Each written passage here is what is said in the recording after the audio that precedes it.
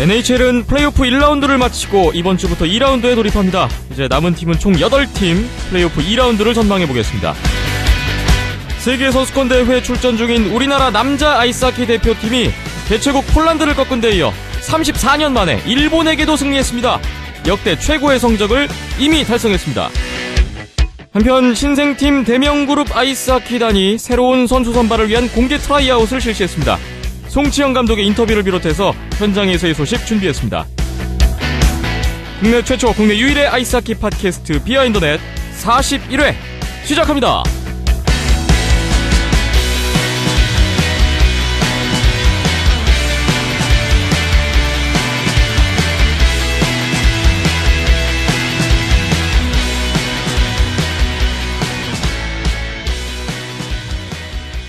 비하인드넷 41회의 문을 열었습니다.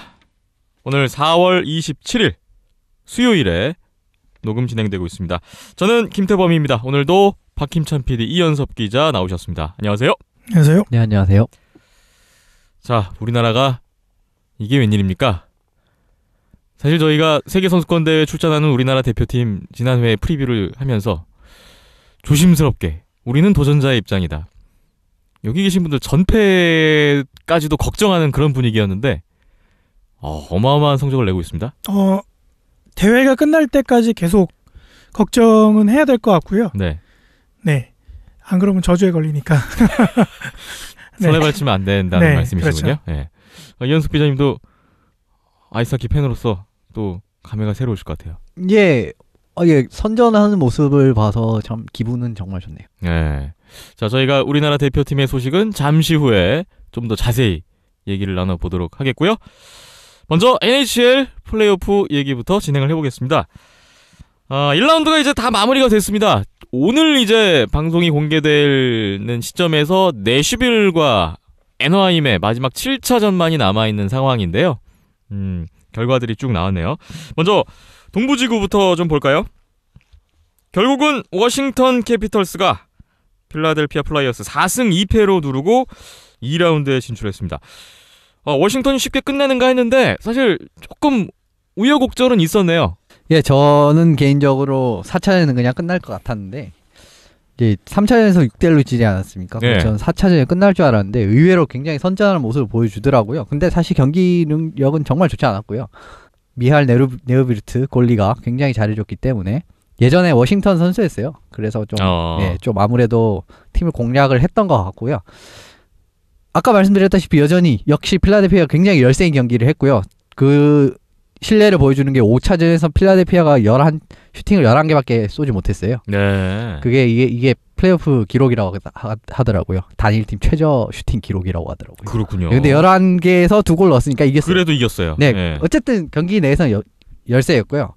파워플레이가 키라고 말씀드렸던 것 같은데 여전히 파워플레이에서도 부진했고 공격이 아예 풀리지 않는 모습을 보여줬습니다. 뭐 질 팀이 진 거고요. 워싱턴 입장에서 보면은 이상하게끔 고전을 했어요. 네. 원래는 정말 금방 끝나도 이상하지 않는 시리즈였는데, 그리고 또 지금 경기력이라면 이 다음 상대가 피츠버그지 않습니까? 그렇죠. 이 피츠버그를 상대하는데 굉장히 고생할 것 같네요.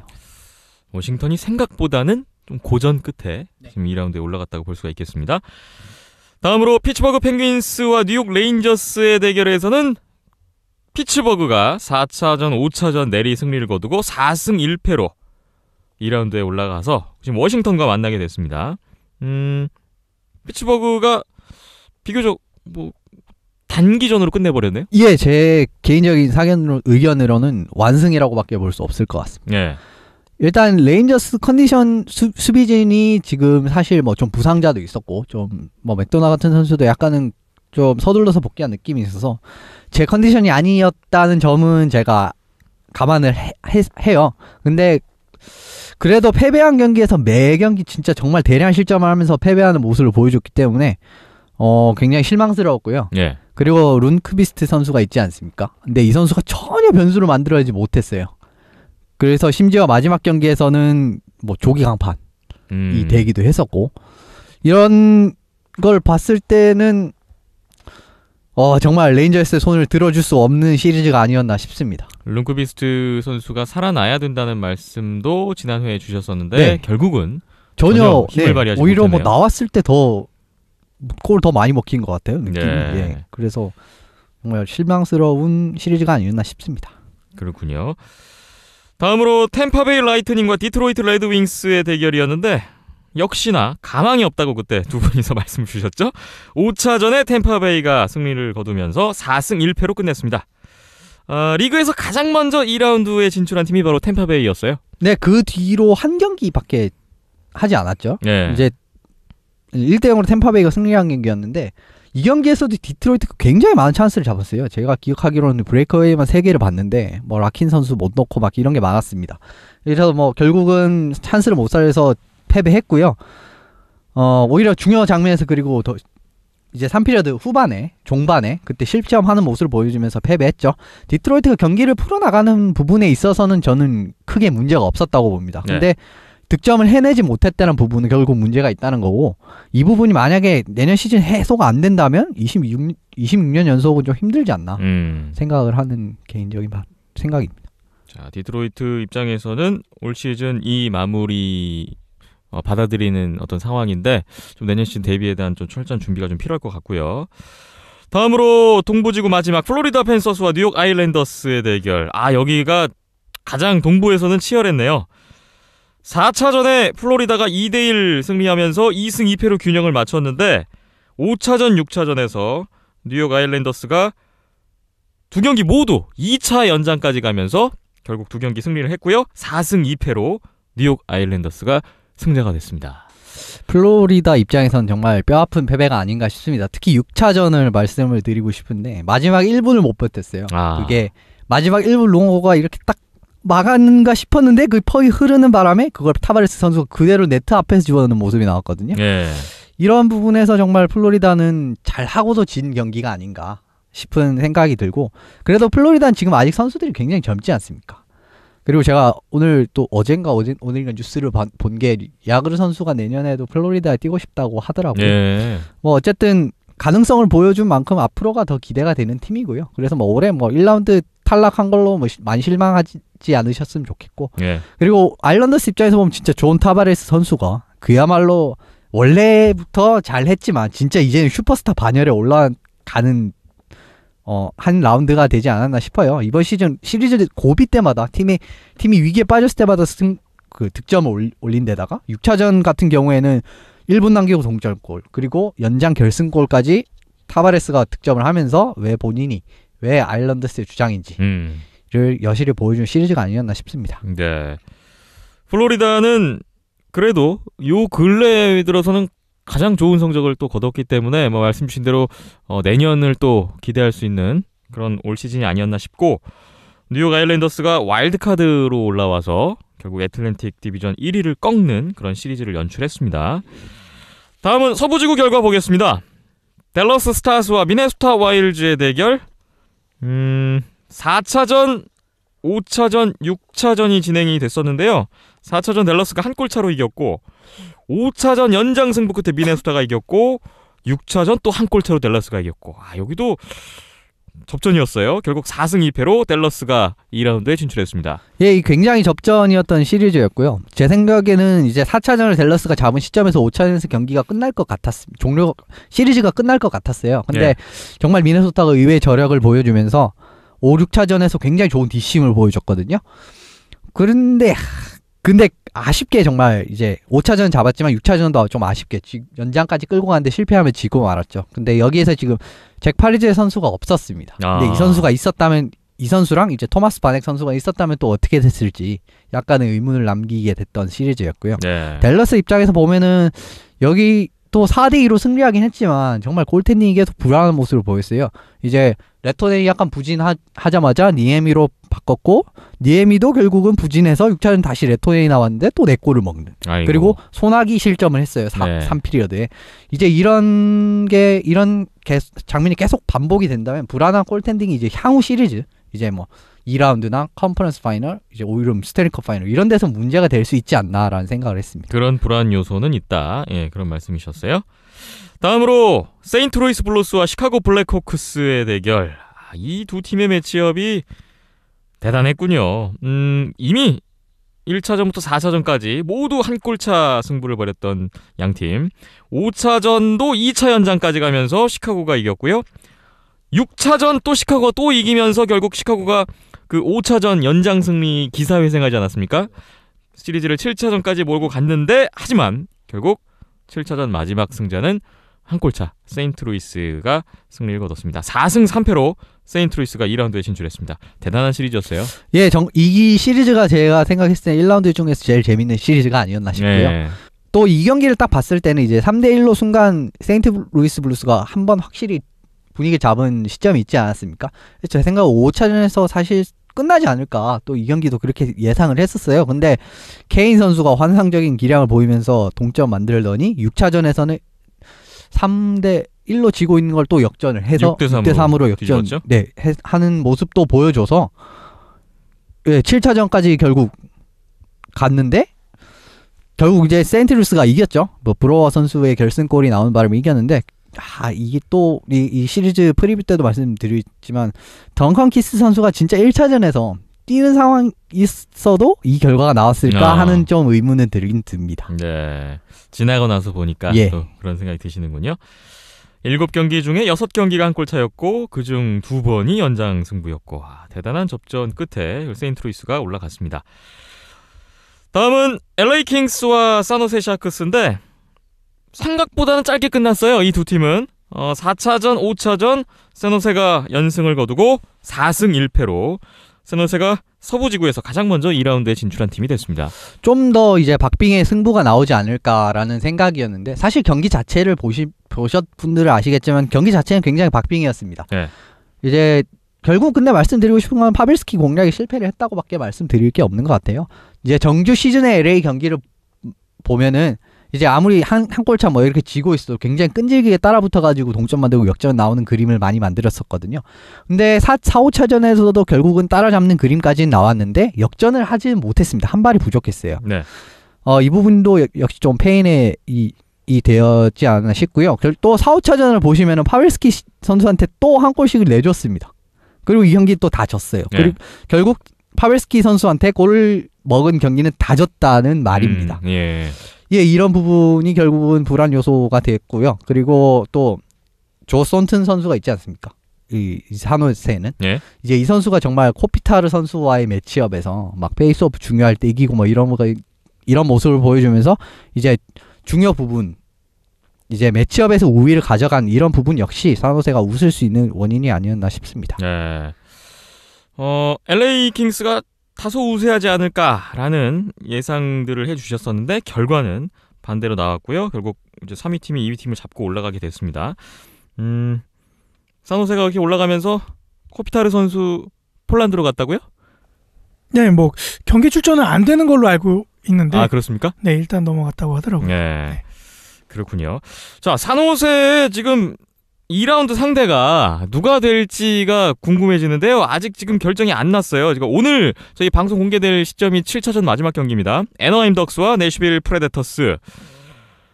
애너하임이 반전에 성공을 하면서 이 시리즈가 아주 흥미진진해졌어요. 2패 후에 3연승을 했습니다. 애너하임이 4차전, 5차전, 3, 4, 5차전을 내리잡았죠. 3, 4, 5차전입니다. 자, 그랬다가 6차전에 다시 내슈빌이 반격을 하면서 3승 3패를 이뤘습니다. 그 반전의 계기는 역시 지난 방송에도 아마 말씀을 드렸을 걸로 생각을 하는데, 이제 애나임 골리를 바꿨습니다. 안데르센 선수로 골리를 바꾼 이후로 3경기 동안 3실점밖에 하지 않는 완벽한 모습을 보여주면서 저는 또 6차전에 이렇게 4연패 하겠네 라는 생각을 했었는데 6차전에서 안데르센 공략에 성공을 했더라고요. 내슈빌이 또 대처를 해서 네. 나온 것이 또 7차전까지 몰고 갔군요. 예, 7차전까지 몰고, 그리고 리네 선수도 굉장히 그 경기에서 잘해줬고요. 어떻게 될까요? 7차전. 예, 이번 시리즈는 재밌는 점이 3골 이상 넣은 팀이 다 이겼습니다. 그렇네요. 예, 3골 이상을 넣은 팀이 다 이겼다. 결국은 골텐디. 안데르센 선수가 제 생각엔 7차전도 계속 나올 것 같고, 리네 선수는 당연히 나올 것 같은데, 이 두 선수 중에 어떤 선수가 그날 컨디션이라든지 더 좋은 모습을 보여주냐에 따라서 이제 승부의 분수령이 되지 않을까 생각하네요.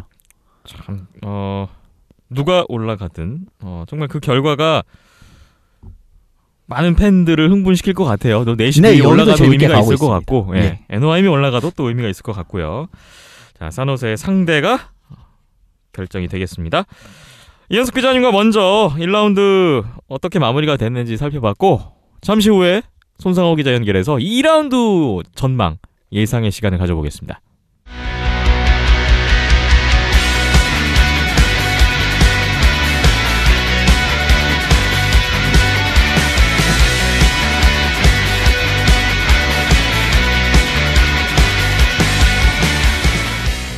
NHL 플레이오프 2라운드 프리뷰 시간을 가져볼까 합니다. 캐나다 밴쿠버에 있는 손상호 기자 전화 연결해보겠습니다. 손상호 기자님, 안녕하십니까? 예, 안녕하십니까. 네. 1라운드 마치고 이제 2라운드 대진이 나왔습니다. 오늘 기자님과 함께 또 전망해보고 예상해보는 시간을 가져볼까 하는데요. 예. 먼저 동부지구부터 가보겠습니다. 워싱턴과 피츠버그가 만났습니다. 예. 올 시즌 NHL 최고팀하고 지난 한 달 동안 가장 뜨거운 팀이 만난 것 같아요. 예. 동부지구 전체 1위, 2위를 차지했던 팀이기도 하고 플레이오프 2라운드에서 단연 최고 빅매치인 것 같아요. 그리고 또 현재 NHL의 최고 슈퍼스타라고 할 수 있는 그 오베스킨하고 크로스비의 대결로도 볼만한 것 같은데, 이제 6년 만에 맞붙게 되거든요, 이 두 팀이. 네. 2009년 플레이오프에서도 2라운드에서 맞붙었는데 그때 정말 진짜 재밌는 시리즈였어요. 예. 7차전까지 가는 접전 끝에 피츠버그가 승리를 거뒀는데 그 시즌에는 피츠버그가 또 우승 차지하기도 했었죠. 그러니까 그 시리즈 또 기억해보면은 정말 재밌었기 때문에 이번 시리즈도 정말 좀 NHL 팬으로서 좀 기대가 많이 되고, 어떻게 또 예측도 거의 불가능할 정도로 정말 치열한 경기가 될 것 같습니다. 네, 정말 예상하기가 힘든 시리즈가 될 것 같은데, 먼저 워싱턴 쪽 전략은 좀 어떤지 말씀 좀 부탁드립니다. 네, 워싱턴이 1라운드에서 그 좀 약체로 꼽혔던 필라델피아를 상대로 3승 0패로 앞서다가 2연패를 당해가지고 그 6차전까지 가면서 생각보다 약간 고전하긴 했어요. 예. 워싱턴이 그 공격력이 생각보다 좋지는 못했거든요. 그 오베스킨, 백스트롬의 인라인은 괜찮았지만은 그 워싱턴 이번 시즌 그 포인트 2를 차지했던 쿠즈네소프가 그 1포인트밖에 기록하지 못했더라고요. 그래서 이 라인의 공격력이 약간 떨어져가지고, 근데 그 워싱턴 같은 경우는 1, 2라인의 팀이에요. 어떻게 보면은. 그래가지고 그 이 두 라인 중에서 한 라인이라도 좀 슬럼프에 빠지면은 공격력이 좀 타격이 갈 것 같은데, 그래가지고 그런 것 때문이라도 그 쿠즈네소프의 그 라인이 살아나야 될 것 같고요. 또 그나마 좀 다행인 것은 그 올 시즌 내내 부상으로 고생했었던 그 넘버원 수비수죠. 그 존 칼슨이 그 원래 모습 찾으면서 그 1라운드에서 그 6포인트를 기록한 것은 다행이라고 생각해요. 그렇군요. 또 그 수비력은 또 워싱턴의 수비력 예상보다 강력했는데요. 무엇보다 그 올 시즌 골 이상이 유력하죠. 브레이든 홀트비가 그 필라델피아 상대로 완봉승 2번 포함해가지고 6경기에서 단 그 5실점밖에 내주지 않으면서 정말 강력한 모습을 보여줬고, 또 그 맷 니스카넷, 칼 알지너 이 두 선수가 그 같은 그 수비 라인에서 뛰면서 그 상대 1라인을 그 수비하는 이 듀오인데 정말 막강했어요. 그 필라델피아가 자랑하는 1라인이죠. 그 지루, 시몬스, 보라책 이 라인을 정말 그 꽁꽁 묶으면서 그 필라델피아를 좀 막아냈는데, 사실 피츠버그에서 우승을 경험했던 경험이 있는 그 수비형 수비수 브룩스 올픽이 뇌진탕 증세를 겪고 있는 것은 좀 타격이 있는 것 같긴 하고, 또 칼슨, 니스카넷, 알지너 이후 나머지 3명의 수비진이 약한 것은 흠이에요. 그래도 이번 시즌 존 칼슨하고 올픽이 정규 시즌 동안에도 좀 장기간 부상으로 빠졌었는데, 그럼에도 불구하고 워싱턴이 올 시즌 아주 좋은 모습 보이지 않았습니까? 그래서 좀 중요한 선수들이 없어도 이기는 방법을 터득했기 때문에 워싱턴이 또 이기는 방법을 어떻게든 찾아내지 않을까 또 싶습니다. 네, 워싱턴이 말씀 주신 대로 수비력이 강하다는 걸 느낄 수가 있는데, 그렇다면 피츠버그가 이 워싱턴의 수비를 뚫을 수 있을 것인지에 대해도 궁금해집니다. 피츠버그의 전력은 어떨까요? 피츠버그 공격진은 그 필라델피아 공격진하고는 좀 비교 안 될 정도로 강력한 모습을 보이고 있어요. 1라운드에서 피츠버그는 그 수비력이 좋기로 유명했었던 뉴욕 레인저스를 상대로 5경기에서 무려 21골을 퍼보면서 그야말로 폭격을 했었죠. 그러니까 1라인부터 4라인까지 가리지 않고 골을 넣고 있는 것 같아요. 크로스비가 중심이 되고 있는 1라인을 시작해서 그 2차전 이후로 돌아온 그 말킨이 뛰는 라인이나 뭐 최근 그 엄청난 상승세를 보여주고 있는 필 캐슬, 닉 보니노 이 라인까지 세 개의 라인도 모두 강력하고 살아있는 선수들도 열심히 골을 넣고 있더라고요. 그래가지고 네. 사실 워싱턴의 수비진이 1라운드에서는 그 필라델피아의 1라인 그 공격진만 막으면 좀 수월했었는데 피츠버그는 깊이나 폭발력이나 필라델피아하고는 비교가 되진 않는 것 같거든요. 야. 그래서 골리 홀트비에 많이 의존을 해야 될 것 같고 또 피츠버그의 파워플레이 역시 38% 성공률이더라고요. 정말 막강한데 네. 그 피츠버그 그 워싱턴 수비진 필라델피아를 잘 막았는데 이런 그 피츠버그의 또 강력한 수비는 어떻게 막을 수 있을까 좀 볼만할 것 같고요. 또 반면 피츠버그 수비진도 1라운드에서는 괜찮았었어요. 예. 근데 그 워싱턴 공격력 역시 레인저스보다는 강하지 않습니까? 근데 그래서 피츠버그는 확실한 셧다운 수비수가 없는 것이 가장 큰 단점이고 그 주전골리 그 마크 안드레 플로리가 여전히 뇌진탕 증세로 그 빠지고 있는 게 좀 흠이에요. 뭐 지금 루키 골린 맷 머레이가 그 3차전, 4차전, 5차전 나와가지고 뭐 좋은 모습을 보이긴 했지만 그래도 좀 경험에서 딸린 게 사실이고요. 그래가지고 글쎄 그 홀트비가 있는 그 워싱턴 쪽에서 좀 수비력이 아무래도 좀 워싱턴 쪽으로 쏠린 게 아닌가 싶습니다. 그렇군요. 이현숙 기자님은 이 시리즈에서 키 플레이어를 꼽아주신다면 어떤 선수 말씀 주시겠어요? 예, 워싱턴부터 일단 키플레이를 꼽아보자면 역시 에브게니 쿠즈네소프가 되지 않을까 싶습니다. 쿠즈네소프. 예. 예, 정규 시즌 워싱턴 상승세의 가장 큰 이유 중 하나라고 할 수 있었지 않았습니까? 근데 쿠즈네소프가 1라운드에 너무 존재감이 없었습니다.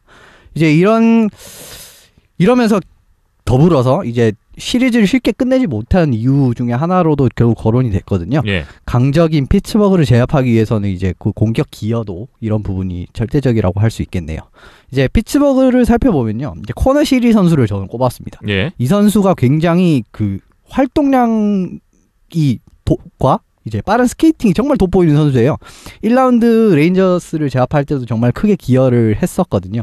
이제 워싱턴을 상대로도 본인의 이제 플레이, 스피드를 기여하고 스피드를 살리고 그 다음에 활동량을 많이 가져갈 수 있는 모습을 보여준다면은 시리즈를 휘저을 수도 있지 않을까라는 네. 생각을 해봅니다. 자, 워싱턴이나 피츠버그나 서로 1라운드 때보다는 훨씬 강한 상대를 만나서 또 어떤 경기를 펼칠지 지켜보겠습니다. 동부지구 다음 매치업은 템파베이 라이트닝과 뉴욕 아일랜더스입니다. 글쎄요, 워싱턴 피츠버그가 워낙 빅매치로 꼽히다 보니까 상대적으로 조금 무게감이 좀 떨어지지 않은가 이런 생각도 있는데 어떻습니까? 네, 그렇죠. 좀 그 다른 쪽 워싱턴 피츠버그 매치업에 비해서는 좀 흥미가 떨어지는 것도 사실이고 사실 그 워싱턴 피츠버그 둘 다 템파베이하고 아일랜더스보다는 더 강해 보이잖아요. 그래가지고 예. 한편으로는 좀 그 워싱턴하고 피츠버그 좀 너무 일찍 만난 것 같은 느낌도 드는데 어찌됐든 템파베이하고 아일랜더스 두 팀 다 그 1라운드에서는 꽤 괜찮은 모습을 보여줬죠. 그 두 팀 다 어떻게 보면 좀 그 장점하고 단점을 좀 크게 좀 갈린 팀인데 예. 템파베이 같은 경우는 주요 선수들이 좀 부상에도 불구하고 1라운드에서 그 저력의 디트로이트를 5차전 만에 꺾고 올라왔죠.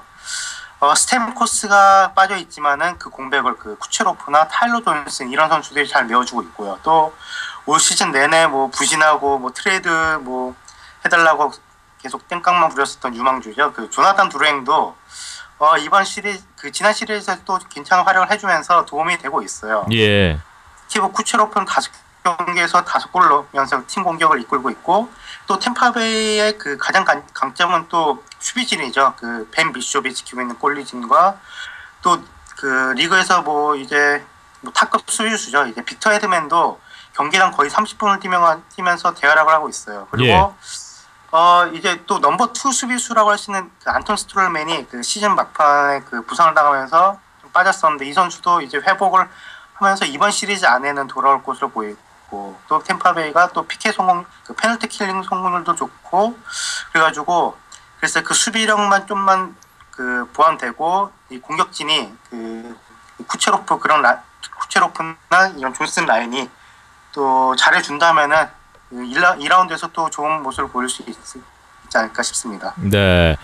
한편 와일드카드로 올라와서 지금 2라운드까지 와 있는 뉴욕 아일랜더스의 이 상승세 이번 2라운드에서도 이어질지도 주목이 됩니다. 아일랜더스 쪽 전력은 어떻습니까? 네, 아일랜더스도 그 템파베이하고 좀 비슷하게 템파베이 역시 그 3, 4 라인의 좀 공격진이 좀 득점력을 기대하기 힘든데 아일랜더스 역시 그런 것 같아요. 예. 뭐 주장이자 소리 없는 슈퍼스타죠. 뭐 존 타바레스가 6경기에서 9포인트를 무려 올리면서 플레이오프 포인트 1위를 지금 달리고 있는데 특히 6차전에서 경기 종료 직전 동점골하고 OT 골든골을 모두 득점하면서 그 팀의 또 그 승리를 이끌었었죠. 예. 아일랜더스가 타바레스, 오코소 그리고 또 프렌즈 닐슨 이런 선수들 이후로는 공격진 깊이가 좀 떨어지는 것은 아쉽지만은 템파베이 마찬가지로 수비진과 골리는 생각보다 괜찮은 것 같아요. 네. 그리고 또 특히 수비진 같은 경우는 그 빅터 헤드맨만 좀 눈에 띄는 템파베이에 비해서는 사실 아일랜더스가 스타 수비수는 없지만 모두 제 몫을 해주는 선수들이 6명의 선수들이 있어요. 그래가지고 그 헤드맨에 크게 의존하는 템파베이 수비진보다는 깊이 부분에서 좀 나은 편인 것 같고 또 뉴 아일랜드스의 그 백업 골리죠. 그 토마스 그라이스가 그 주전 골리 한락의 부상으로 이제 주전자를 맡게 됐는데, 예. 1라운드에서 너무 잘했어요. 그 세이브 성공률이 무려 94%였는데, 상대 골이었던 그 로베르트 루옹고를 거의 능가하는 활약을 하면서 정말 그 그라이스가 1라운드처럼만 하면은 또 그 2라운드 연속 업셋이 또 충분히 가능하지 않을까. 예, 그런 생각도 듭니다. 네, 그라이스가 루옹고와의 대결에서 극복을 했고 승리를 했고 이번엔 또 벤 비숍과 만나게 될 텐데 어떤 결과가 나올지도 궁금해지네요.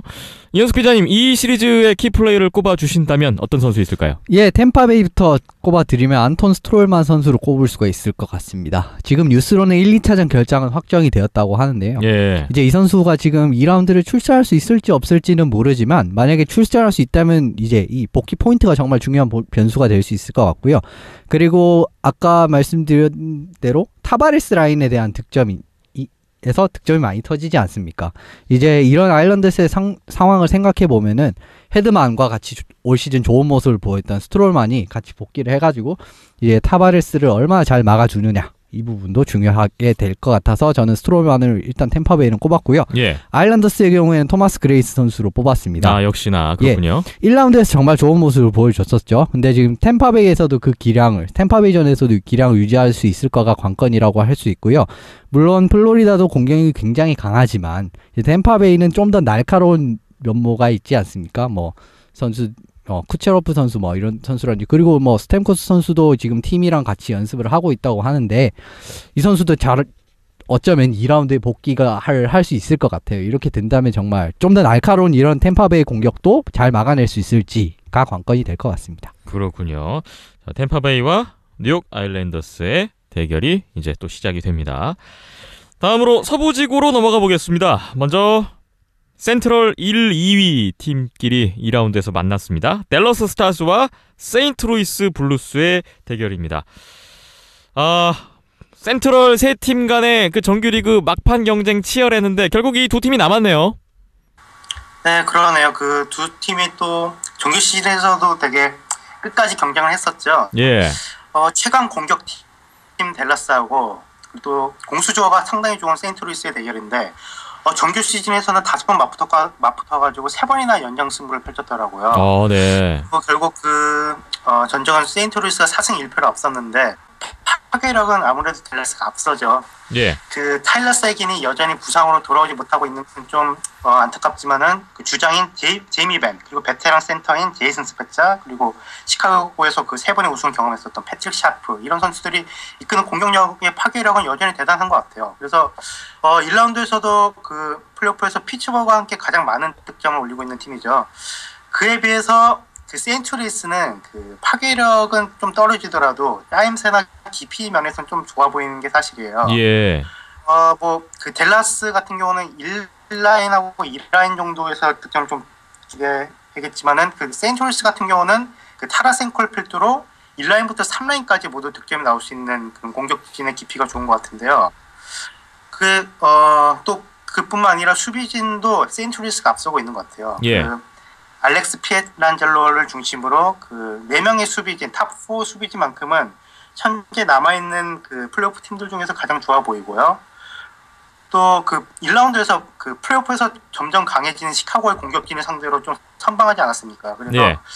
이 수비진들이 공수에서 정말 좋은 활약을 보여줬기 때문에 그 시카고를 막은 그런 그 상승세를 또 댈러스를 상대로 또 이어진다면은 또 글쎄요, 또 댈러스를 상대로 또 좋은 모습을 보이지 않을까 싶습니다. 예. 세인트루이스를 좀 응원하고 있다고 손 기자님 지난번에 말씀 주셨잖아요.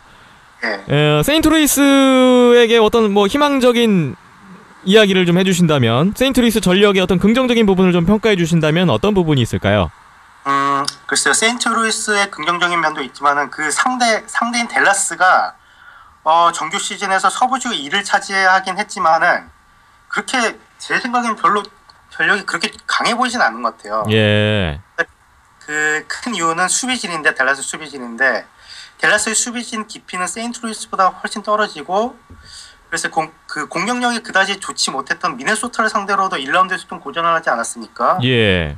댈러스의 골리진도 약점인데, 뭐 카리 레토넨도 좀 기복이 있는 모습을 보였고, 뭐 번갈아가면서 골문을 지키고 있는 안티 니에메 역시 좀 크게 무너졌기 때문에 그 골리진이나 수비진에서는 세인트루이스가 많이 앞서기 때문에 또 세인트루이스가 글쎄요, 또 그 시카고를 상대로도 좀 밀린다는 예상이 많았었거든요. 예. 근데 이번 2라운드에서도 그 정규 시즌에서 또 더 좋은 그 포인트, 좀 높은 포인트를 올렸던 댈러스를 상대로 또 어떻게 보면 업셋을 일으키지 않을까, 그렇게 생각이 듭니다. 네, 댈러스의 어떤 수비, 골리진의 약점을 세인트루이스가 조금 파고들면 좋겠다, 이런 말씀이시네요. 이현숙 기자님, 이 시리즈의 키플레이어 누가 있을까요? 댈러스부터 또 이제 상위 시즌 댈러스부터 말씀드리면 이제 타일러 세긴 선수를 전 꼽았습니다. 1라운드에서 지금 사실상 부상으로 거의 뛰지 못했어요. 1라운드 3차를 뛰긴 했지만 아이스 타임이 그렇게 많지 않았고, 그리고 또 몸에 좀 불편한 호버스에서 그 뒤로부터 다 쉬었거든요. 이 선수의 복귀 여부와 복귀를 하게 된다면 언제 복귀를 할 것인지, 이 복귀 시점이 굉장히 시리즈의 변수가 될 것 같고요. 그리고 세긴이 만약에 복귀를 한다면 정말 댈러스는 시즌 내내 보여줬던 그 막강한 공격력을 진짜 여실없이 보여줄 수 있을 것 같습니다. 예. 세인트루이스 쪽으로 넘어가면은 저는 로비 페브리 선수를 뽑았거든요. 이 선수가 올 시즌 데뷔한 신인인데 공격진의 깊이 싸움에 정말 키 역할을 할 수 있을 것 같습니다. 이제 시카고와 경기에서도 꽤 좋은 모습을 많이 보여줬고요. 이제 댈러스 같은 경우에는 1, 2라인의 공격진은 정말 강하지만 3, 4라인은 또 그렇게 공격이 뛰어나다라고 하기는 약간은 또 조금 약간 그렇게 보긴 좀 힘든 팀이라고 할 수 있기 때문에 이 싸움에서 우위를 점하는 그런 역할로 페브리 선수를 꼽았고, 이 선수의 역할이 정말 세인트루이스 승리의 중요한 관건이 될 것 같네요. 네. 자, 댈러스와 세인트루이스 센트럴 디비전의 최종 승자는 누가 될런지 관심 있게 지켜보겠습니다. 서부지구 두 번째 매치업, 산호세 샤크스, 그리고 현재 녹음 시점 기준으로 상대가 결정되지 않았습니다. 애너하임 덕스냐 내시빌 프레데터스냐, 두 팀 중에 한 팀이 올라오게 될 텐데, 글쎄요, son 기자님, 산호세 입장에서는 어느 팀이 올라오는 게 좀 나을까요? 글쎄요, 뭐 아무래도 글쎄요, 뭐 내시빌이 올라오는 게 좀 더 낫지 않을까 싶은데요. 예. 애너하임은 뭐 워낙 그 공격 수비 밸런스도 워낙 좋고, 그래서 그 또 내시빌은 좀 2라운드 이상 또 올라가 본 적이 없는 그런 좀 플레이오프 경험이 없는 팀이어가지고 산호세 입장에서는 그래서 내시빌을 만난 게 좀 더 수월할 것 같은데, 예. 그래도 뭐 두 팀 다 좀 만만치 않기 때문에 산호세는 좀 준비를 단단히 해야 될 거예요. 하지만은 샌호세가 지난 뭐 한 10년 동안 볼 때는 플레이오프에서 항상 좀 무너지는 모습을 보여줬는데, 지난 그 LA 킹스와 시리즈를 보면은 정말 좀 모습이 너무 생각보다 강해가지고, 그래서 그 애너하임이나 내시빌 둘 중에 누가 올라와도 샌호세의 상승세를 막을 수 있을까, 그런 생각이 들어요. 샌호세의 강점이라면 어떤 게 있을까요? 샌호세가 4개의 라인도 그 밸런스가 아주 좋고 좀 쉴 틈 없이 뛰는 모습이 눈에 띄더라고요. 그러니까 뭐 LA 킹스를 상대로 지난 2년 전에 그 3연승을 했다가 역수입을 당했던 그런 좀 아픈 기억 때문인지 LA 킹스를 상대로 진짜 정말 뭐 내일은 없다 이런 정도로 진짜 열심히 뛰더라고요. 그래서 플레이오프에서 유난히 약해 보였던 모습은 보이지가 않았는데 그런 모습을 2라운드에서도 보여줘야 될 것 같아요. 샌호세는 브렌트 번스가 그 수비수죠. 그 이번 플레이오프를 통해 가지고 NHL 최고 그 수비수로 거듭나고 있고, 그리고 또 플레이오프에서 유난히 약했던 그 베테랑들이죠. 조 솔튼이나 패트릭 말로 같은 이 30대 중반 이상의 베테랑 선수들이 뭐 화려하진 않아도 정말 그 보이지 않는 곳에서 또 쉼 없이 뛰면서 팀을 위해 헌신하는 모습이 보이더라고요. 예. 또 수비진 역시 뭐 아까 언급했었던 번스나 뭐 수비형 수비수, 뭐 블라식을 중심으로 탄탄하고,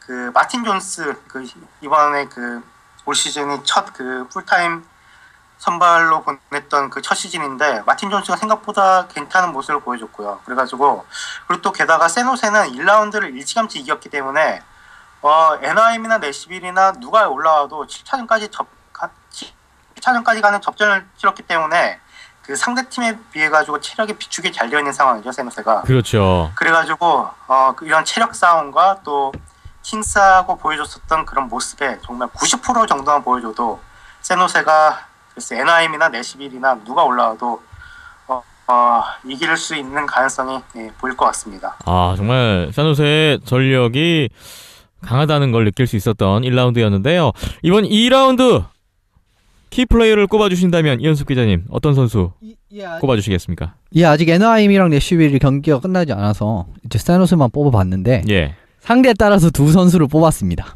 이제 NIM이 만약 올라왔을 경우를 상정을 하고 말씀드리면요, 조 손튼 선수를 뽑았습니다.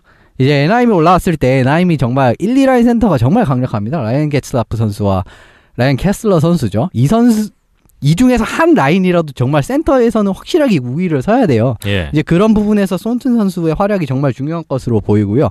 이제 손튼 선수가 포인트는 그렇게 많지 않습니다. 플레이오프에. 이번 플레이오프에 채웠을 때는 5경기 3포인트로 기억을 하는데, 포인트는 많지 않지만 정말 팀 내 기여도가 상당하거든요. 예. 뭐 활동량이라든지 뭐 페이스오프, 중요한 장면에서 페이스오프를 이긴다든지 뭐 이런 부분에서 정말 좋은 모습을 보여줬기 때문에 2라운드에서도 이런 모습을 보여주는 게 중요하고요. 그리고 내슈빌이 올라왔을 경우에는 마크 에드와르드 블라식 선수로 뽑았습니다. 이 선수를 뽑은 이유는 내슈빌은 정말 1라인 수비가 정말 굉장하거든요. 셰이 웨버 선수와 로만 요시 선수인데, 이 선수를 이제 딱 대적할 만하게 이제 매치업에 딱 맞출 정도로 이제 블라시치 선수가, 이제 로만 요시 선수가 정말 잘해주고 있어요. 예. 이번 시즌에 굉장히 잘해주고 있는데, 이 선수 블라시치 선수도 정말 좋은 선수긴 합니다만, 이제 로만 요시 선수에 밀리지 않을 정도의 완벽한 활약을 보여주지 않는다면은 이제 수비 매치업에서 약간 이제 조금은 지는 상황이 안 나올 것 같습니다. 자, 누가 올라올 것인지에 따라서 또 두 선수를 꼽아주셨습니다.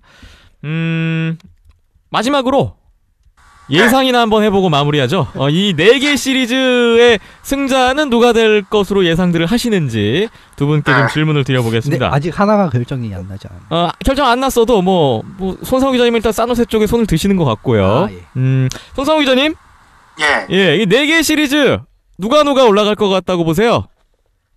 좀 그 처음 그 워싱턴 피츠버그는 정말 예상하기 힘들어요. 예. 근데도 그 정규 시즌에서 또 막강한 모습을 보여줬던 워싱턴이 한 7차전 예. 하겠습니다. 그리고 템파베이 아일랜더스 이 시리즈는 템파베이 6차전. 워싱턴과 템파베이 쪽이군요. 그리고 또 뭐가 있었죠? 그 서부지구의 댈러스와 세인트루이스. 세인트루이스 댈러스는 세인트루이스 6차전. 역시 응원하시는 팀으로 가고요. 네, 그리고 글쎄요, 좀 NIM을 좀 응원하긴 하는데, 물론 NIM이 올라가면은 NIM이 또 세노세를 이겼으면 하는 바람이지만은, 세노세가 누가 올라와도 6차전 안에 승리를 가져간다고 한번 예상을 해보겠습니다. 알겠습니다. 이현숙 기자님 어떻습니까? 저는 거의 비슷한데요. 저도 첫 번째 시리즈 워싱턴 피츠버그는 워싱턴이 6차전에서 경기를 가져갈 것 같고요. 네. 두 번째 템파베이 아일랜드스 같은 경우에는 개인적으로 6차전을 보는데 5차전에서도 경기가 끝날 수 있을 것 같고 템파베이입니다. 승자는. 예, 그리고 그 다음 댈러스 세인트루이스, 이게 조금은 어려울 것 같은데, 댈러스가 이 부분 조금 변수가 있기 때문에 약간 어려울 것 같은데, 그래도 세인트루이스가 올라가긴 올라갈 것 같은데 여기도 6차전으로 저는 보겠습니다. 네.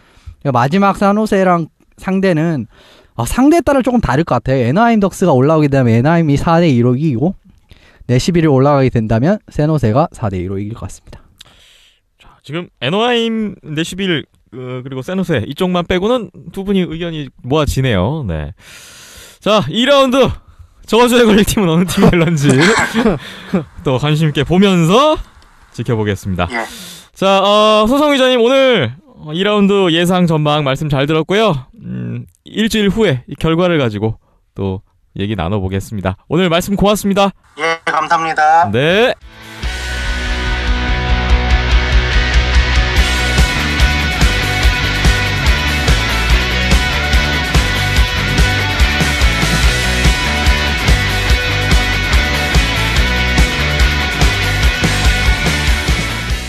네, 비하인드넷 41회에 함께하고 계십니다.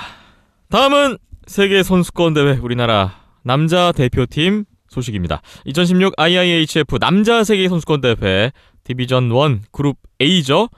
폴란드 카토비체에서 대회가 열리고 있는데요. 우리나라 대표팀이 대단한 성과와 더불어서 역사를 새로 쓰고 있습니다. 자, 오스트리아, 폴란드, 일본 이렇게 지금 3경기를 치른 상태에서 우리가 승점 7점을 챙겼습니다. 사실 글쎄요. 이번 대회 참가팀들 중에서 우리나라가 어떻게 보면 가장 좀 약체로 평가받는 부분도 있었고 또 지난 대회도 그랬고 아픔들이 또 있었기 때문에 걱정이 많았던 대회였는데 정말 기대 이상의 어마어마한 경기를 보여주고 있는 우리 대표팀이에요. 먼저 1차전 오스트리아와의 대결 지난 4월 24일 일요일 새벽이었습니다. 2대0으로 앞서 나가던 경기였는데 결국은 이제 3피리오드에 2골을 주고 슈다웃에 가서 아쉽게 패배를 했어요. 참 이게 나중에 지나고 보니까 이게 사람 욕심이 끝이 없지 않습니까? 아, 이 오스트리아전도 이겼다면 라는 좀 아쉬움은 있는데 그럼 두 분은- 9점이었네요. 그러니까요. 지나고 나서 보니까 또 그런 생각도 들어요. 두 분 어떻게 보셨는지 궁금합니다. 예, 뭐 뚜껑을 막상 열어보니 네, 우리가 정말 많은 스케이팅을 했었고 그리고 전방 압박도 굉장히 했었고 특히 이 피리어드 같은 경우에는 거의 완벽에 가까운 하키를 보여줬던 것 같은데요. 예. 이게 조금 오버가 되지 않았나. 그래서 체력적으로 3피 때 좀 많이 힘든 모습을 보이지 않았나. 그리고 결정적으로 5대3 파워플레이가 그 결정적인 역할을 하지 않았나. 그런 생각을 좀 가져봤었고요. 예. 그래서 좀 어수선했죠. 3피 때는. 뭐 퍽이 얼굴에 맞아서 뭐 그렇게 해서 골도 연결이 됐었고 뭐 그런 경우들이 있었는데 뭐 그럼에도 불구하고 연장 그리고 슛아웃까지 끌고 가는 모습이 그래도 무너지지 않는 모습을 보여줬다라는 거가 선수들이 많이 자신감을 졌음에도 불구하고 예. 가지고 그 다음 경기를 이어갈 수 있는 어떻게 보면은 뭐 지긴 했어도 첫 단추는 잘 깨지 않았나 그런 생각을 갖게 만드는 경기였습니다. 네.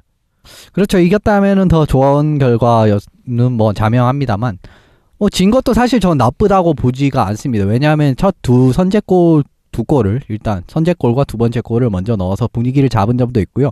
그리고 굉장히 경기를 잘 풀어 나갔습니다. 근데 뭐 약간 좀 이제 3피리어드에 좀 체력의 저하라든지 이런 게 조금 그런 부분에서 눈에 보이긴 했는데 어쨌든 승점을 따지 않았습니까? 그래서 뭐 역전패를 했다면 또 이야기가 조금 달라졌겠지만 네. 그래도 뭐 운이 좀 좋기도 했죠. 사실 뭐 포스트 2번 맞고 뭐 이런 장면이 있었기 때문에 그래도 전반적으로는 굉장히 전 잘한 경기라고 보고요. 그리고 활동량이나 스케이팅 이런 부분 정말 눈에 띄었던 것 같습니다. 자, 우리가 승점 1점을 땄어요. 오스트리아전에서. 참 걱정했던 건 거의 이겼던 경기를 아쉽게 놓쳤기 때문에 선수들이 3피리어드 경기 내용도 또 그랬고 좀 정신적으로 멘탈적으로 좀 흔들리지 않을까 이런 좀 어떻게 보면 너무나 아쉬운 패배 이후에 또 다음 경기가 있었기 때문에 그래서 저는 다음 경기 폴란드 좀 걱정이 됐었는데 그 우려를 깨끗하게 씻고 2차전 폴란드를 맞아서 우리가 4대1로 승리를 거뒀습니다. 이날도 마이클 스위프트 선수의 활약은 대단했어요. 예, 뭐 추경기 선제골도 그랬고 이날도 헤트트릭을 기록을 했는데 2대1로 앞서 나가는 상황에서 좀 그러니까 한 골을 내줬을 때 좀 추격을 당하지 않을까. 그리고 2대1이 됐을 때요. 그렇죠. 이제 아무래도 홈이다 보니까 폴란드 홈이다 보니까 이제 그런 홈팬들의 열광적인 부분도 있었고 그런 흐름에 넘어가지 않을까 싶었는데 그 마이클 스위프트 선수의 세 번째 골이 터지면서 잡았구나라는 생각을 확신을 갖게 됐었고 김성 선수 엔티는 골까지 더 할나위 좋은 완벽한 경기가 나왔던 것 같고 전반적인 경기 흐름이나 내용은 1차전과 크게는 다르지 않은 모습이었던 것 같은데 하지만 이제 하나 변수가 있다라면은 마이크 테스트비드 선수가 부상으로 이번 대회를 마감을 했다라는 빠졌죠. 점이 이제 큰 변수 중에 하나가 될 거라 봤었는데 스위프트 선수가 3라인에서 2라인으로 그 테스트비드 선수 자리를 메워주고 오히려 어떻게 보면 좀 더 밸런스가 더 나아 보이는 전화위복이 네, 됐어요. 전반적으로 확실히 활동량도 더 좋아지고 그렇죠. 오히려 더 잘 맞는 모습이 나왔던 것 네, 같습니다. 그래서 오히려 상대방 입장에서는 오히려 그 부분의 변수가 체크가 안 된 어떻게 보면 예전에 사할린과의 그러니까 저도 지금 그 생각이 났는데 와 비슷하게 사할린전 때 그때도 테스트위드가 빠지면서 신상훈 선수가 올라오면서 그 밸런스가 새로운 변수를 만들어냈었는데 이번 경기도 그런 모습과 비슷하지 않았나 그런 생각이 좀 들었네요. 예. 좀 테스트비드 선수의 좀 새로운 롤을 찾아야 되지 않을까라는 생각을 저는 약간은 하긴 했어요. 이제 뭐 스코어링 윙어로 뭐 정말 좋은 모습을 보여주고 뭐 아시아 리그에서도 확실한 모습을 보여주긴 했지만은 약간 안 맞는 모습 이런 모습이 나온다는 걸 봤을 때 물론 뭐 백진성 감독이나 뭐 코치진이 뭐 그 부분은 항상 염두를 두고 있겠지만 그런 부분을 찾는 것도 좀 중요한 거라고 봅니다. 그리고 예. 부상이 뭐 한 번에 확 당한 게 아니라 좀 누적이 된 게 아닌가 좀 걱정이 들었었고요.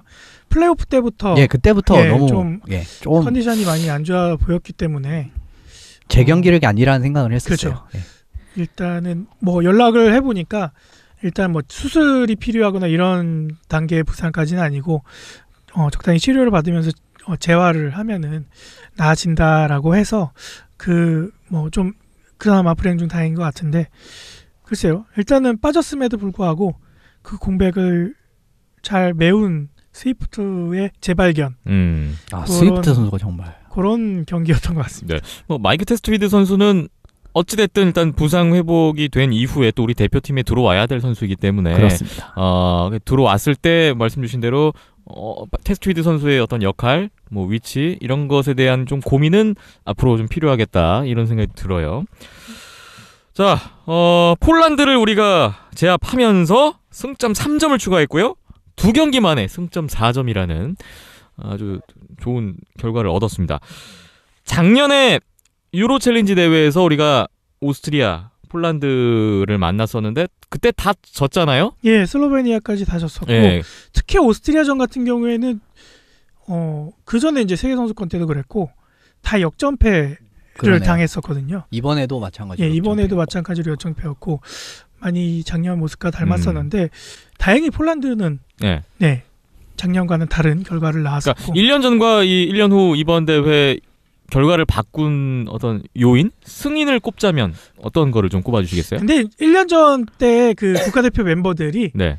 거기 그때 뛰었던 멤버들의 절반 이상은 지금 멤버하고 전혀 다르거든요. 다릅니다. 상대 팀이요? 아니 우리 팀이. 아, 우리나라. 네. 예. 그때는 이제 루키들 위주로 대학 내지는 고졸 선수들 포함해서 이제 절반 이상 새로운 얼굴들로 꾸려서 나갔던 유로 챌린지 대회였었고 예. 올해 같은 경우에는 요번 같은 경우에는 이제 원래 A 대표팀의 정예 멤버들이 출전했던 경기였다 보니까 뭐 폴란드도 마찬가지였을 것 같고요. 대신에 이제 작년에 저도 이제 폴란드 현지에서 선수들하고 얘기를 나눠보면서 느꼈던 거는 폴란드한테 뭐 3대1로 지긴 했지만 얘네들한테 질 내용도 아니었고 질 생각도 아니었다라고 했었거든요. 그만큼 폴란드만큼은 충분히 잡을 수 있는 자신감도 있었고 능력도 있었다라는 거를 얘기를 듣고 있어서 올해도 혹시나 했는데 역시나 잡아내는 모습을 보였고 오스트리아가 더더욱 아쉬워지는 그런 순간이었던 것 같습니다. 예. 폴란드전을 보면은 결국은 이제 그 아까 말씀드린 그런 로스터 같은 부분은 확실히 A팀이라서 달랐던 것 같고요. 그리고 저는 수비진에서 이제 브라이언 영 선수가 정말 눈에 띄더라고요. 확실한 존재감 보여주고 그리고 에릭리거 선수의 추가도 확실히 이제 1번, 2번 수비진에서 안정감이 완전히 달라진 이런 모습을 보여주었기 때문에 뭐 당연히 우리나라 다른 한국 수비 선수들도 잘하고 있지만 다른 동료 선수들도 잘하고 있지만 이 부분에서 좀 안정감이 좀 더 좋아진 부분이 느껴졌던 것 같습니다. 그렇군요. 자, 우리가 2경기에서 좋은 결과를 얻었고 바로 어제 밤이었습니다. 이 경기가 정말 역사적인 경기가 됐네요. 한일전이었죠. 어제 밤에 일본과의 대결. 뭐 한일전 하면 뭐 어느 종목이든 간에 많은 의미 부여가 되곤 하는데 아이스하키도 뭐 많은 분들이 알고 계시는 않지만 특별한 인연이 있다고요. 뭐 인연이라기 한 번도 못 이겼다고. 네, 예. 그냥 못 이겨본 상대 예. 넘사벽 이런 느낌이었고 네. 네, 아시아리그는 이제 안양알라가 우승을 하고 하면서 그 격차가 많이 좁혀졌다라고 하지만 그 와중에도 세계선수권에서 만나기만 하면 지는 상대였거든요. 그렇습니다. 예. 그래서 좀 언제 한번 이겨보나라고 했었는데 이번 대회가 그런 좋은 찬스였고 네, 또 잘했네요. 이겼네요. 그 전까지 1무 19패의 성적을 거두었다고 하더라고요. 네. 지난 34년간 20경기에서 1무 19패. 네, 첫 맞대결이 82년도에 있었는데 네. 그때 스코어가 27대 0이었다고 합니다. 25대 0. 25대 0. 예. 네. 그렇게 지던 팀이 지금 네. 3대 0으로 완봉승을 거뒀어요. 네, 경기를 마치고 나서 그때 당시에 이제 선수 생활을 하셨던 이제 원로분들이나 아니면 이제 선배 아이스하키 분들 같은 경우에는 거의 대부분 눈시울을 적시시는 그런 모습도 나왔고 또 이제 중계를 하시던 이제 오설기 위원님도 울컥하는 예. 네, 그런 모습이 목소리로 전달이 됐었죠. 그만큼 감격적인 승리가 아닐 수 없었습니다. 경기 안으로 좀 자세히 들어가 보죠. 마이클 스위프트 선수가 또 선제골의 주인공이 됐어요. 그리고 빠른 추가골이 터졌습니다. 김기성, 신상훈 선수의 연속골이 터지면서 3대0 리드를 잡았는데 그 이후에 사실 좀 위기도 있었는데 그래도 잘 넘겼어요. 위기가 많았죠. 특히 정말 많았습니다. 페널티를 와 이렇게까지 주나 아시아 리그에서만 볼 수 있었던 그 페널티 순간이 한 6, 7분 연속적으로 페널티가 갔었죠. 5대3 파워플레이도 순간적으로 한 2번 정도 있었고 예. 네, 그거를 막아낸 수비진 특히 이제 메탈튼 골리가 이날 활약이 굉장했는데 네, 그 위기가 정말 절대적인 위기였는데 오히려 그 위기를 넘김으로써 일본 팀 입장에서는 다 쏟아 부었는데 안 됐으니까 체력이 더 빠질 수밖에 없는 상황이었고 오히려 3피리어드 가서는 좀 더 우리가 여유 있는 경기 운영을 펼칠 수 있었던 그런 시간이었던 것 같습니다. 예. 예, 저는 이제 이 경기 승리 요인은 결국 이제 탐슨 감독, 이제 일본 감독의 약간 이 히토미슌 선수를 배치했던 것도 약간은 이제 어느 정도는 지분이 있다고 생각을 하고 예. 그 다음에는 처음부터 5대3 파워플레이 찬스나 거기서 이제 득점을 하고 빠른 득점에 성공을 해서 기선을 잡은 부분이 확실하게 이제 이 경기를 잡을 수 있었던 원인인 것 같아요.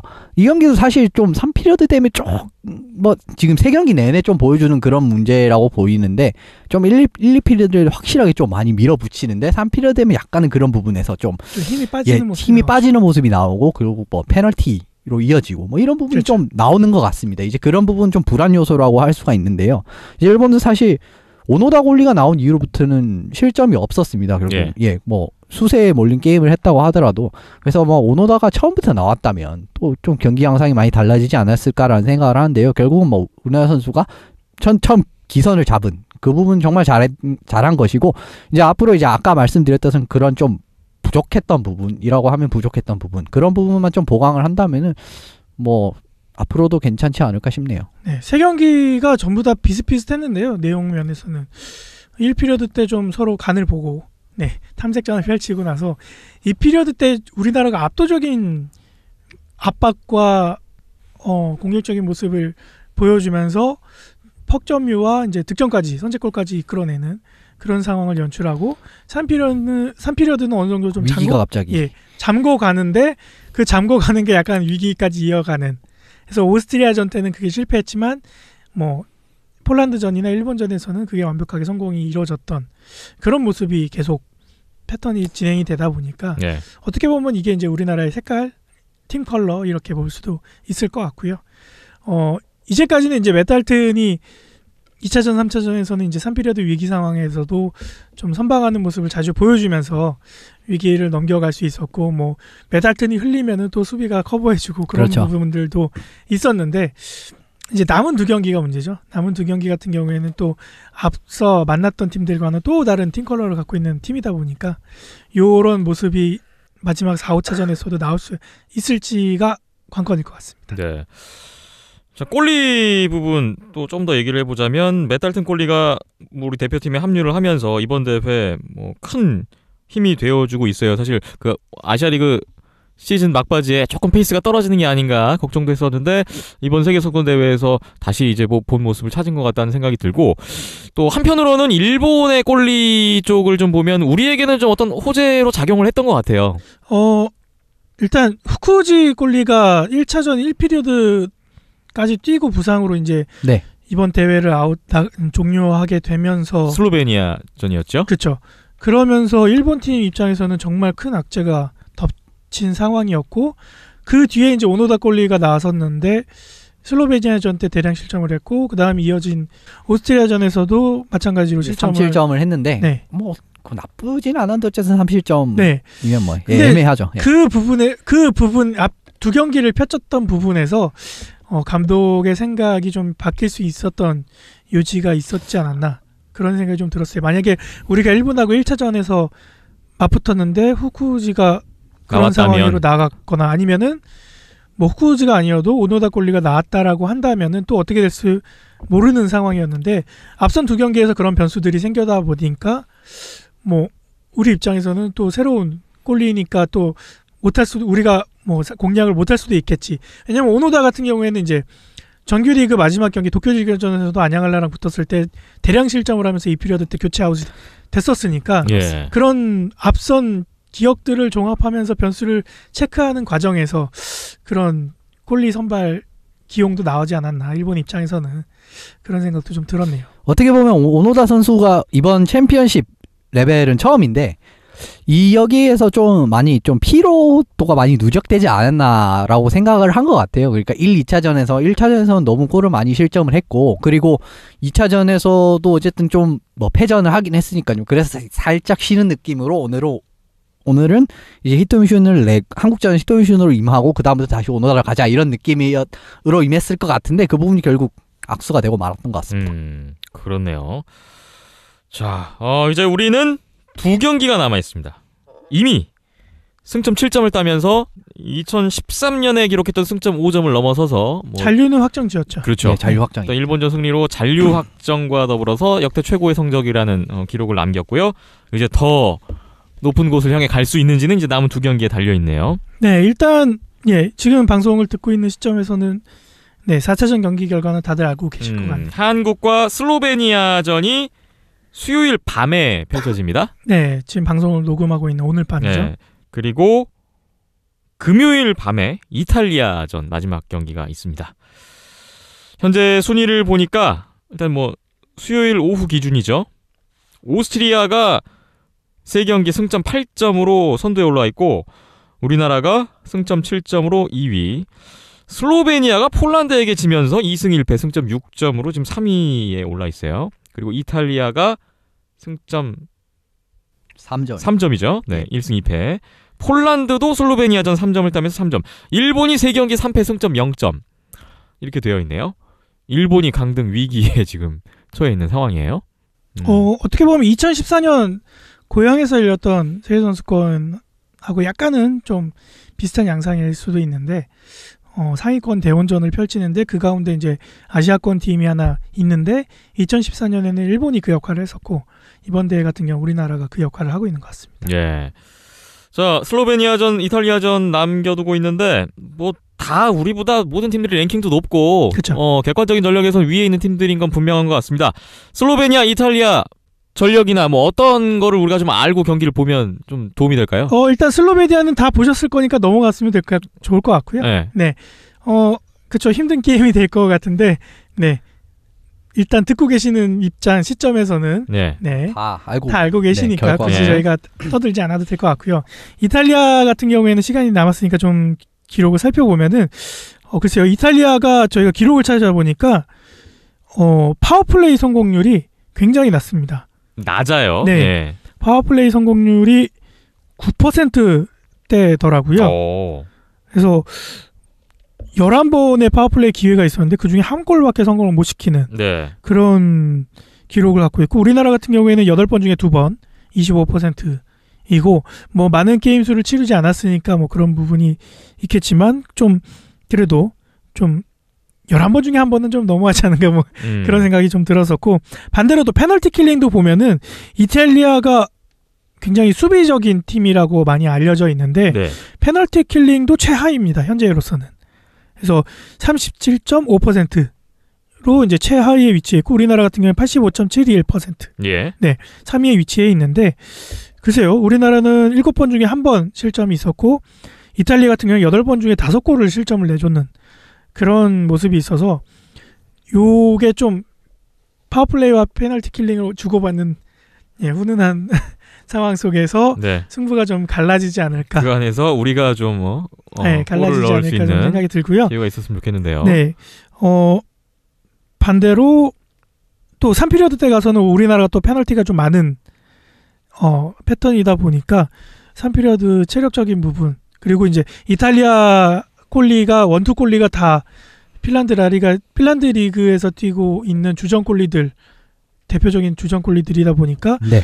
골리들 기록도 보면은 반반씩 뛰었었거든요. 예. 네, 그래서 요 골리들을 공략하는 것도 관건일 것 같은데 어제 이제 이탈리아하고 어디였죠? 오스트리아였나요? 오스트리아전이었죠. 네, 경기를 보니까 골리는 잘하는데 수비진에서 조금 헛떡이는 틈이 그리고 있습니까? 미스를 하는 부분들이 있더라고요. 그래서 뭐 상대 팀 선수들을 수비하는 데 있어서 미스가 아니라 자기네들끼리 이제 퍽을 처리하고 골리가 흘리는 퍽을 커버하는 부분에서 미스가 많이 나오는 거다 보니까 이게 어떻게 보면은 이제 워낙 수비적인 팀이다 보니까 수비하는 위치가 좀 겹치고 포지션이 막 뒤엉키고 이랬을 수도 있을 것 같다는 생각을 했었거든요. 네.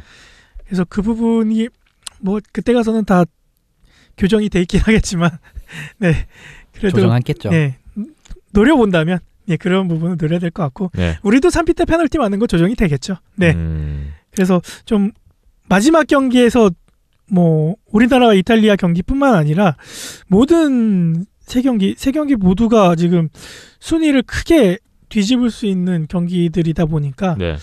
글쎄요 마지막 경기가 정말 피 터지는 전쟁이 되지 않을까 싶네요. 팀 컬러가 약간은 상극이라고 하면 상극이라고 할 수 있는데 이번에 근데 한국은 사실 뭐 원래 우리나라가 좀 수비가 약하다 이런 말이 있지 않았습니까? 그렇죠. 근데 뭐 사실 이번 대회는 사실 그런 모습도 나오지 않는 것 같고 자기 할목만 충분히 해준다면 이탈리아는 승리를 노려볼 수 있을 것 같긴 한데 문제는 이제 양팀 골리들이 다 잘하는 선수다 보니까 이 부분에서 조금 누가 더 그날 잘하느냐가 그렇죠. 결국 좀 승부가 나지 않을까 싶습니다. 네. 베탈튼이 지금 풀타임을 다 뛰고 있는데 네. 이 이게 경기도 5차전까지 가면은 제가 봤을 때는 전부 풀타임으로 뛸 것 같거든요. 부담이 생길 수밖에 없거든요. 예. 이탈리아 같은 경우에 반반씩 뛰고 있어서 일주일에 5경기면 체력적인 부담은 없고 하다 보니까 글쎄 베타튼의 컨디션 조절이 중요할 것 같고요. 네. 행여나 몫이나 메탈튼이 뭐 선발이 안 되든 혹은 중간에 교체가 된다 하더라도 또 박성재 골리 같은 경우에도 멘탈만큼은 또 확실하거든요. 갓성재라고 그렇죠. 하잖아요. 네. 그래서 각성재 모드가 발동이 되기 때문에 뭐 충분히 골리 부분에서는 이탈리아 골리가 아무리 뭐 좋은 리그에서 뛰고 좋은 주전 골리이라 하더라도 네 우리나라도 지지 않을 것 같다. 문제는 이제 수비 커버와 수비 전술 뭐 그런 부분에서 좀 갈리지 않을까 싶네요. 그렇군요. 우리에게는 또 중요한 남은 두 경기입니다. 이 두 경기 결과에 따라서 순위가 가려지고 결국 이번 대회 1, 2위 팀은 이제 상위 디비전, 탑 디비전으로 올라갈 수 있는 승격 티켓이라고 해야 될까요? 뭐 아무튼 네. 승격의 자격을 얻게 될 텐데 네. 그렇기 때문에 지금 2위냐 3위냐는 엄청난 차이죠. 그렇죠. 2014년 때도 일본이 정말 안타깝게 마지막 경기에서 미끄러지는 바람에 이제 3위로 마감을 하면서 그 경기도 아마 경우의 수가 있었던 걸로 제가. 그렇죠. 마지막 경기 연장을 가느냐 안 가느냐 오스트리아랑 슬로베니아가 걸렸었는데 연장을 가느냐 못 가느냐 그거에 기로해서 이제 미끄러졌었는데 우리나라도 비슷한 길을 안 걸으려면 다 이겼으면 좋겠는데 그러게요. 모르겠네요. 그냥 가장 쉽게 생각하는 거는 오늘 이기면 됩니다. 슬로베니아 이기고 그러면 네. 사실 이탈리아 이기고 그러면 1위니까 네, 저희는 이렇게 떠들고 있지만 듣고 계신 분들은 결과를 알고 있으니까. 그렇죠. 네. 근데 또 너무 또 설레발치면 안 됩니다. 그렇죠. 조심해야 돼요. 아니 근데 저는 항상 비관적으로 예측을 합니다. 그래서 2위를 노린다는 그러니까 시나리오를 물론 뭐 네. 백진영 감독 당연히 1위를 노릴 거라고 생각하는데 만약에 뭐 1, 2위 이게 이제 중요하다 이렇게 봤을 아니지, 때는 뭐 뭐 잔류만 해도 참 목적을 달성한 건데. 그렇죠. 예. 애초에는 일본 잡고 잔류하는 게 목적 아니었습니까? 근데 네. 지금 뭐 승격을 하냐 마냐 이런 지금 고민과 이런 기대를 하고 있다는 게 행복한 얼마나 좋은 지금 기대입니까 지금. 우리에게 이런 날도 오네요. 네. 예, 근데 또 내년에는 또 2위까지 안 주어질 수도 있기 때문에 네. 이 어떤 부분이 변수가 약간은. 있다면서요? 진짜? 네, 지금 이제 탑 디비전의 이제 B 그룹에 보면은 독일하고 프랑스가 이제 같은 조에 소속이 돼 있는데 이 두 팀이 내년 이제 월드 챔피언십 개최국이라고 공동 개최입니다. 하더라고요. 예. 그래서 이제 개최국인데 최하위를 기록해서 강등이 돼 버리면은 이거는 또 이게 앞뒤가 안 되는 상황이 되다 보니까 자동 진출이요. 룰을 하나 정했는데 이제 이 두 팀이 B그룹에서 7, 8위를 동시에 하면은 한 팀만 강등이 되고 또 지금 그룹 A에서는 한 팀만 올라오게 된다라고 또 명시를 해놨더라고요. 아. 예, 그 한 팀 내려가는 팀은 그룹 A의 8위. A의 한 팀이 최하위. 내려가는. 네. 예. 그리고 A조의 최하위, 그쵸. 독일과 프랑스가 속해 있지 않은 조의 네, 최하위가 강등이 내려가고 되고 그다음에 대신 디비전 A의 1위가 올라. 디비전은 그룹 A의 1위만 올라간다. 그렇죠. 네. 아. 그런 상황이 글쎄요, 뭐 그게 꼭 이루어지지는 않을 것 같고요. 또 B그룹에는 또 헝가리라는 팀이 있기 때문에 예, 네. 예, 예전 그런 걸 다 생각을 해보면은 보통 이제 디비전 1A랑 탑 디비전 정말 수준 차가 많이 나기 그렇죠. 때문에 원래 이제 얘네들이 올라갔다가 전패하고 내려오고 전승하고 올라갔다가 전패하고 내려오고 뭐 네. 이런 그림이 많이 나오기 네. 때문에 뭐 아무래도 좀 이런 시나리오 나오긴 조금 힘들 것 예, 같긴 힘들 것 같은데 한데 일단 혹시나 행여나 해서 네. 혹시나 그거를 한 줄 적어놨더라고요. 독일과 네. 프랑스가 행여나 동시에 최하위로 그렇죠. 처지지 않을까라는 노파심에 6위를 떨어뜨릴 수는 없으니까요. 네. 네. 그래서 그렇게 적어놨던 것 같은데, 아니 뭐 그거를 어떻게 적어놨든 우리가 뭐 이해할 생각을 벌써부터 가지면 안 될 것 같고요. 그렇죠. 당장 눈앞의 경기만 네. 하면 될 것 같습니다. 당장 슬로베니아 이탈리아전을 좀 시원시원하게 자기가 하고 싶은 거 다 하면서 펼쳤으면 좋겠고, 지금 보면 이제 스위프트가 이제 2라인에서 뛸 때가 있었고 일본전 같은 경우에는 3라인에서 이제 호흡을 맞췄었는데 스위프트나 아니면 1, 2라인 선수들이 주로 이제 골을 터뜨리고 이제 포인트를 기록을 했는데 글쎄요, 뭐 개인적인 바람으로는 뭐 3라인에 뭐 박우상, 뭐 신영윤, 뭐 김원중 선수들이나 안진희 선수 등등등 이런 선수들도 그런 포인트 행진에 가담을 했으면은 바람이 있었고, 네, 또 그런 부분들에서 그런 선수들이 활약을 해주면 또 그만큼 체력적인 부담을 덜 수 있으니까, 네, 4, 5차전은 좀 그런 부분을 좀 기대를 하면서 봐야 될 것 같습니다. 네. 뭐 이미 좋은 결과를 내고 있고 뭐 엄청난 지금 상승세를 타고 있는 우리나라 대표팀이기 때문에 이 분위기 그대로 한번 이어가주길 계속 기대하고 응원을 해보겠습니다. 자, 한편 또 우리 그 주니어 대표팀이 세계선수권 대회에 나갔었죠. 18세 이하 대표팀. 주니어 선수권 대회 디비전 1 그룹 B였습니다. 이탈리아 아시아고에서 펼쳐졌던 대회. 저희가 지난해에도 소식을 전해드렸는데 결국 우리가 우크라이나, 슬로베니아, 이탈리아 모두 또 패하면서 5전 전패 최하위를 기록했습니다. 강등이 됐어요. 네. 우려했던 대로 결과가 지금 나왔네요. 네, 이거는 오히려 A 대표팀보다 더 확실하게 쉽게 예측 가능한 시나리오여서 더 이상 할 말은 없을 것 같고요. 네, 질책이나 질타는 충분히 있을 것 같네요. 네, 네. 그리고 글쎄요, 오히려 U20보다도 더 신경 쓰고 그렇죠. 뭐 더 귀하게 쳤던 U18 대표팀이라고들 했었는데 이런 결과가 나왔다는 거는 아직까지는 우리나라는 뭐 2A 정도까지 레벨밖에 안 된다라는 거일 것 같고요. 2A라면 4부 4부. 격이라고 볼 수가 있겠는데 네. 자, 참 이 A 대표팀의 성과는 뭐 당연히 기뻐할 일이지만 사실 우리가 뭐 평창 올림픽이 끝이 아닌 입장에서 그 이후도 생각을 해야 된다면 이런 주니어 대표팀의 어떤 성장세도 관심을 좀 가져야 되는 거는 맞잖아요. 네, 관심을 가져야 되는 네. 건 정말 정말 절실한 예. 중요하죠. 평창 정말 끝나고 중요하죠. 뭐 다 끝나는 게 아니기 때문에. 그렇죠. 예. 그 이후에도 하키를 계속 하려면은 베이징도 아시아권 아닙니까? 네, 인프라도 갖춰야 되고 뭐 여건도 갖춰야 되는데 고등학교 팀은 오히려 작년보다 한 팀 더 줄었고요. 그렇죠. 예. 네, 지금 실력들도 이렇고 뭐 실질적으로 U18에서 대표팀 활약하는 선수들도 보면은 대부분은 해외파고 그러다 보니까 국내 기반이 점점 무너지고 있는 상황이 아닌가 그런 걱정도 좀 해보는데 글쎄요. 일단은 다시 추스리고 당장 다음 달부터 고교리그가 시작이 되니까 그때부터라도 좀 더 팀들 간의 경쟁력을 도모하게끔 뭐 협회 차원에서 제도나 정책이 있어야 될 것 같고 또 각 학교별로도 뭐 지도자분들이나 아니면은 뭐 학부모님들이나 아니면 선수들 본인들도 좀 생각하는 방법을 좀 달리 가져가야 될 것 같은데 글쎄요. 현실적으로 놓고 보면은 윗물이 바뀌지 않으면 아랫물도 그대로 예. 고여 썩는 건 똑같은 것 뭐 같습니다. 어쨌든 우리가 지금 성인 대표팀의 어떤 성과에만 지금 심취하고 있을 게 아니라 네. 앞으로 우리나라 아이스하키의 뭐 미래에 대해서 좀 더 이런 주니어 대표팀의 이런 지금 성적에 대해서는 좀 더 고민과 노력의 시간도 좀 따랐으면 좋겠다. 네. 이런 이게 어떻게 생각이에요. 보면 순서가 없는 건데 우리나라는 아직까지는 글쎄요. A 대표팀이 먼저고 예.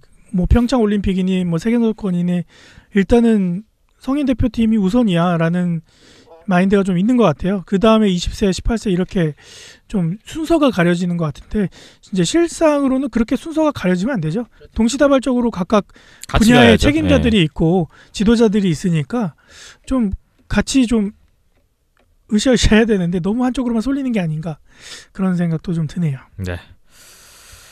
자, 세계 선수권 대회 뭐 성인 대표팀 또 주니어 대표팀까지 한번 상반된 결과에 대해서 저희가 얘기를 나눠봤고요. 잠시 후에 오늘 40일의 마지막 순서 진행해 보겠습니다.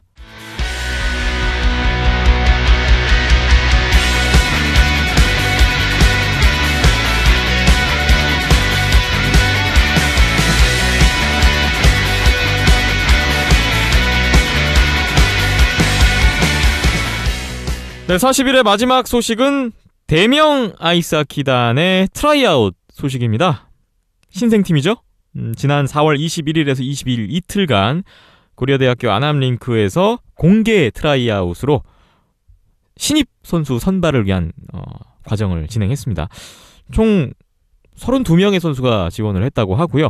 이 중에서는 아이스하키 팬분들에게도 아주 익숙한 이름들이 많이 있었어요. 예, 뭐 핑키보이 박태환 선수도 이날 참가를 했었고요. 그리고 이제 2013년까지였나요? 우리나라 아이스하키 대표팀 골대를 지켰던 예. 네, 골문을 지켰던 엄연승 골리도 다시 새 출발하는 마음으로 네, 이번 트라이아웃에 참가를 했었고 네. 그 밖에 뭐 염정현 선수나 이성진 선수나 동양이글스에 소속했던 선수들이나 아니면 이제 각 연세대 고대 뭐 광운대 등등 예, 대학교를 졸업하고 아직 팀을 못 구했던 선수들까지 또 해외에서 온 선수들도 네, 있죠. 해외에서 온 선수들도 있었고요. 그리고 이제 광운대 재학생들도 많이 참가를 했던 이번 트라이아웃이었습니다. 뭐 현장의 분위기라든지 뭐 트라이아웃 내용은 뭐 어떤 식으로 좀 진행이 됐던가요? 일단은 분위기 자체는 되게 아무래도 일단 우리나라에 처음 하는 거보다 보니까 다들 이게 어떻게 하는 거지? 뭐 이런 느낌. 공개 트라이아웃이라는 것 자체가 처음인 거죠. 그렇죠. 그래서 이게 어떻게 하는 건가 흐름을 잘 모르는 분들 저까지도 몰랐고요.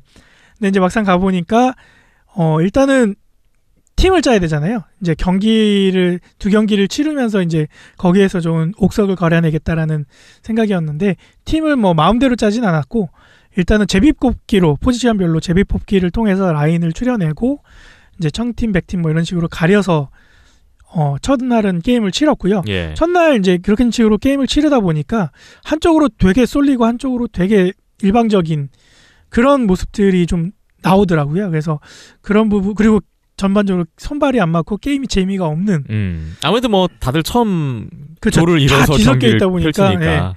그러다 보니까 좀 보는 입장에서도 얘가 원래 이 실력이었나 이런 생각이 들 정도로 좀 약간은 좀 미숙한 부분이 있었는데 그래서 이제 감독 코치가 이제 어느 정도 라인을 추려내고 그 레벨에 맞게 밸런스를 이제 좀 조절을 했는데 이튿날 경기에서는 그나마 좀 본인들의 제 실력이 나왔었고 경기도 재밌는 경기들이 나왔었고 거기에서도 이제 좀 옥석이 가려지는 그런 모습도 있었던 것 같습니다. 네. 이번 트라이아웃 보시면서 개인적으로 좀 눈에 띄는 선수가 있던가요?